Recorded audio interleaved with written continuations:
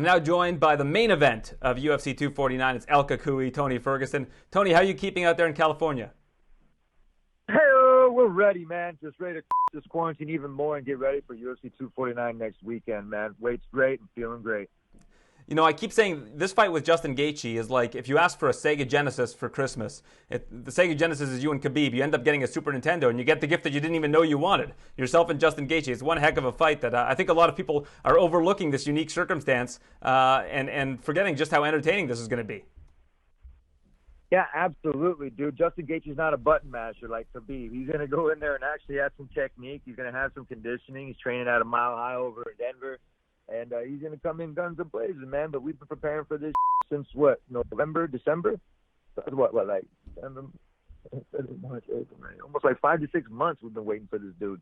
But ain't nothing changed with the name on the card. We never worry about what our opponents are going to do. We go in there and do our damage, our style. And I'm a defensive back, and Justin Gaethje's running the ball. He's a halfback, fullback, whatever you want to call him, or quarterback.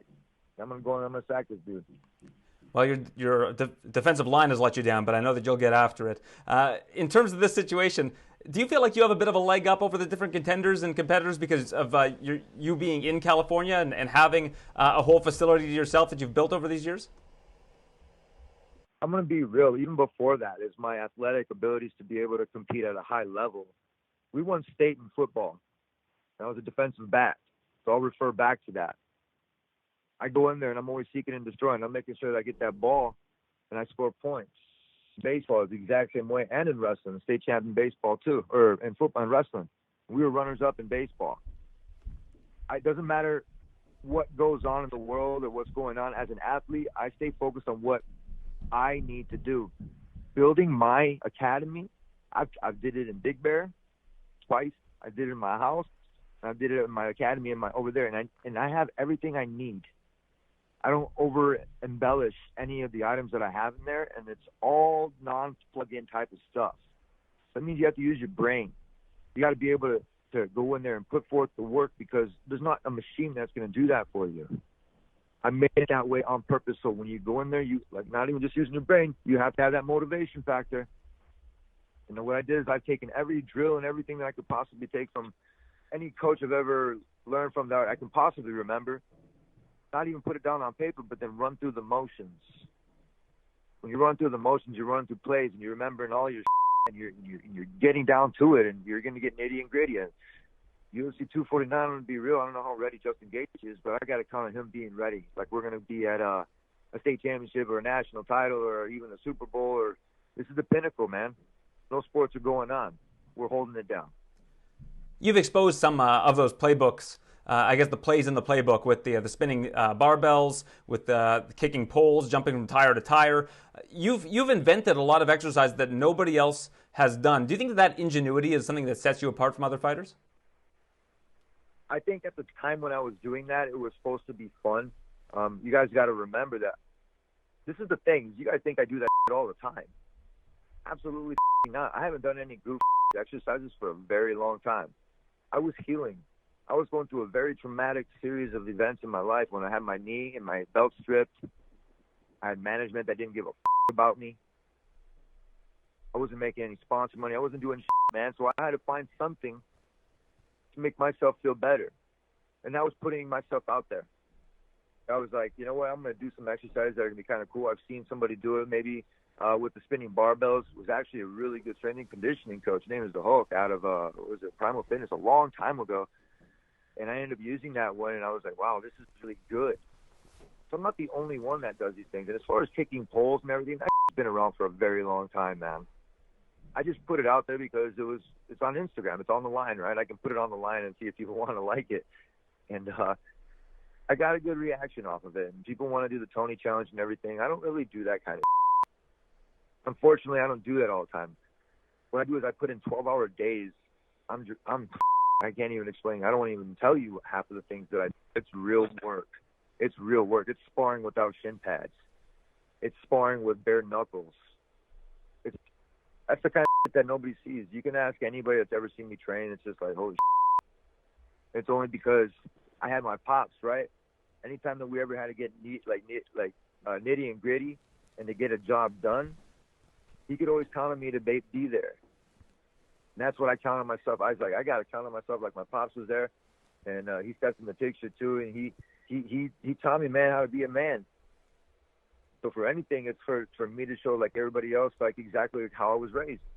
I'm gonna go in there and do my best, win or lose. I'm gonna walk away like a man and a champ, with the intentions of always winning. Yes, that's how it is in there. This is a competition. I want to make sure that we get done. We've been preparing for 5 or 6 months, and we're gonna go in there. We're gonna do this thing over in Florida. Gaethje's last 3 fights have all been first-round finishes. Before that, he was getting into these wars. He was going all-out blitz, and he was basically just trying to outwill his opponent. Which Gaethje would you prefer to fight? The one that likes to go into deeper rounds, that likes to go back and forth, take damage to give damage, or the one that's been a little bit more methodical lately? I want to be real. I don't see any difference with Gaethje. He's a strong opponent, man. He's a very strong-willed opponent. I really don't have anything bad to say about the dude. I mean, like I said, he's a USA wrestler. He's got a great camp over there. I got nothing but respect for them, man. And he's a tough-nosed opponent, man. I mean, he's got a tough fight ahead of him, man. I'm gonna be real. And I think we both prepared for this. We both signed on the dotted line, and we're making sure that the people can get what they want. And so they need to buy this pay-per-view, UFC 249. If you win this, it'll be your 13th straight win, which I think is an all-time record at lightweight, which is, again, the division of killers in mixed martial arts. Do you feel, though, without getting the undisputed title, because it keeps eluding you for all of these weird reasons, that it's going to affect your legacy? You said if. You said if. That's the first problem right there. It's not if, it's when. All right, so thank you for the correction. Any legacy. Yeah, it's not securing any, sorry, my bad, but I'm going to be real. It's not securing any legacy. It's not, I don't care about that. The only thing I care about is putting food on the table, making sure that my family's got a roof over their heads. Making sure I can take care of those that really can't take care of themselves. I got a lot of people counting on me. When I made weight on the 18th, there was 0 sports going on. There was 0 sports going on. Nothing was going on. Nobody had any kind of anything going on. So I was like, you know what? I took it upon myself. Say, you know what, Tony? You need to do. Yeah, not talking to myself in third person, but either like you got to make weight. Why? Because you signed up for it. Nobody else is doing it in the world. People want to copy your workouts. They want to copy your sayings and do all this kind of stuff. This is the one thing that nobody's going to copy. And I was right. And that gave me experience points, bro. Is that the main reason you did it? Just because it helped in terms of your mental fitness for this fight? You signed a contract to do it on that particular day. You did it, and you know that nobody else who had signed a contract to compete on that day would do that. You feel like that gives you a mental edge over the other competitors in the UFC? I would say that gives me a mental edge over any athlete out there. I'm not better than anybody. I want to be real. But on that one day, I was. On that one day, the only thing that mattered was making sure that I could beat that scale. That I could do that. That it was my prerogative to make sure that I could be on that thing and not be 2/10 over. Because if I was even 2/10 over, I was going to go and run that off. I don't know how many other athletes would be able to do that. And I guarantee, and I'm going to be real, I bet you a whole bunch of other athletes would do that. I have to say that. We're made out of something. Like Dan Gable has this quote. He's like, we made of that hard-to-find alloy called guts. That's what I carry with me inside the cage, man. I'll continue to do that every day. And finally, Tony, in terms of Justin Gaethje, he's obviously a very, very tough opponent, as you've mentioned, one of the toughest in the UFC. Is the reason why you took this fight, even though a win is going to basically put you back to where you were a month ago, next in line to fight Khabib for the undisputed title, because of what you just mentioned, putting food on the table, making sure that those who you're taking care of are taken care of? I'm going to be real. When I had the talks with the UFC brass, I told them, I was like, I'm very proud of them for trying to keep this sport going and for trying to keep sports going. And my management, I got to be really thankful for them for doing their diligence, man, and making sure that happens. Because without these people in our lives being able to try to make this, I mean, we wouldn't have this sport. We wouldn't. Like, we would be just sitting here just like everybody else, twiddling their thumbs, trying to crush quarantine. But instead, what we have is we have an event coming up, and we're trying to do something with it. You've had wars and you've had sports going on during that whole entire time. I used this reference earlier. If I didn't make weight, would we still have sports going on? If I didn't go and try to make weight, right, for the UFC, would they give us like an opportunity to try to like do this? Who knows? Who knows? Only thing that I know is I'm gonna make weight again. Feel great. My team is closer than we've ever been. I'm gonna be real. It's so awesome. It's such a nice feeling. It's so different than anything, because what I have built with help from a lot of people is amazing, especially during this time.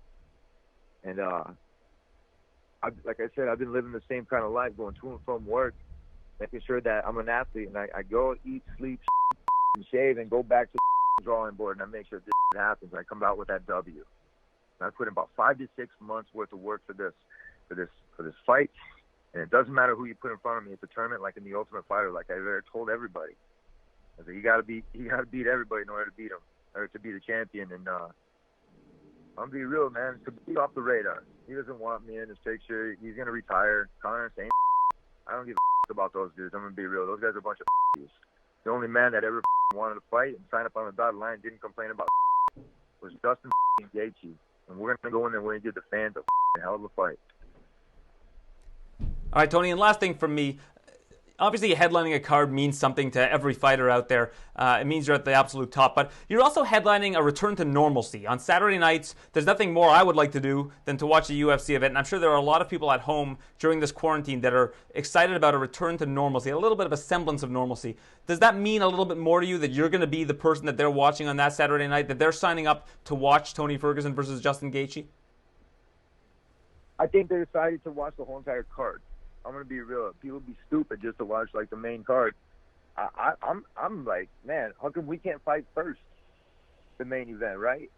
So we can break the ice and we can go out there and make sure that we set the pace for everybody.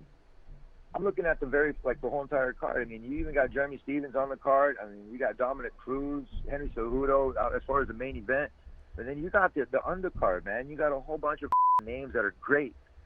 We're doing what we got to do because that's what we signed up for. I mean, good times, bad times, doesn't matter, man. When we sign up for some we're going to show up. We UFC fighters, that's the difference. We're elite. We go in there, we make sure this rolls, bro. We represent our countries, and we go in there, we try to do our best. I'm going to be real. UFC 249, everybody, you need to watch from the very first fight all the way to the main event. I would agree with that. It's an absolutely stacked card, UFC 249, May 9th in Jacksonville. Thanks for this, Tony. I really appreciate your time. Hey, no worries. Thanks.